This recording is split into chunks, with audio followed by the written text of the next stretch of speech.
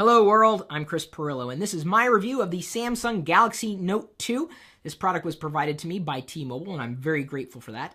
Before I go on, I'm going to hold this up side by side next to its little brother in just about every sense of the word, the Samsung Galaxy S3, just so you can get an idea about just how large that screen is. In fact, it's one of the things I like most about this device.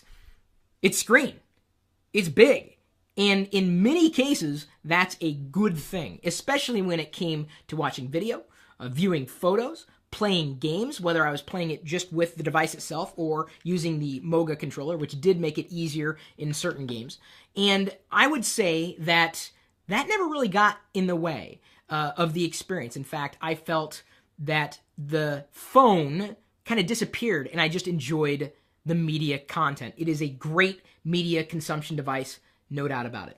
Another thing that I happen to like about this particular device is this, the S Pen. No, it's not a stylus. In fact, there's a button on there, and if I press it down and, let's see here, make a gesture on the screen like a carrot, the settings menu will pop up. If I press that button again and swipe up, I'll get this quick command menu, which is actually kind of neat. I haven't used a stylus in years, years and years and years, and I guess I kind of miss it a bit, especially when it came to writing notes. So I'm going to hold that button again, double tap, write notes, and it's pressure sensitive. So if I just barely touch the screen, it's a very light line, and if I press down on the screen, apparently I need water. I apologize, I'm going to push through. So I really appreciated the S Pen. Another thing that I happen to appreciate about it, battery life. You know, it would take a tremendous battery to keep this screen powered, and the battery stood the test. I was able to get through most of the day doing the things that I needed to do without needing to recharge. And that, to me, is the hallmark of a good smartphone.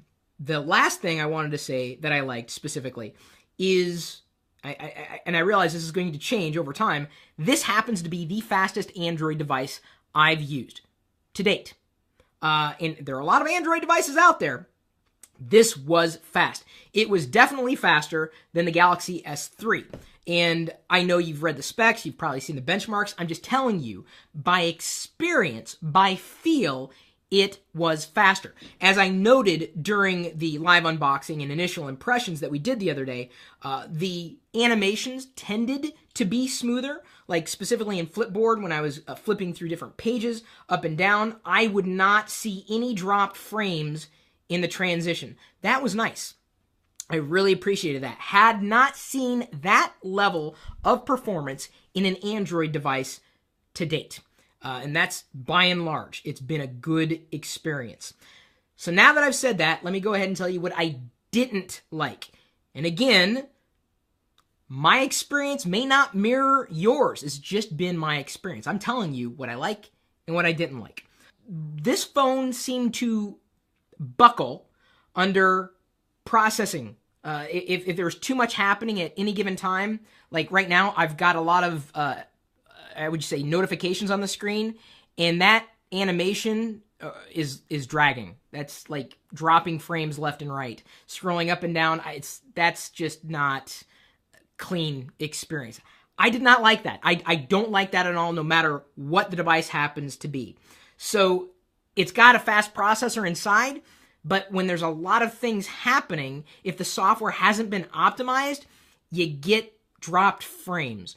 I also saw in different applications, including Google Chrome, dropped frames, specifically when scrolling on a web page. It wasn't a very smooth experience, or as smooth as I may have been accustomed to on other devices. So the screen, once it gets going, it's fine, but there's still, yes, that classic stuttering or jumping that is prevalent in Android, no matter which version you're running right now. You may not see it.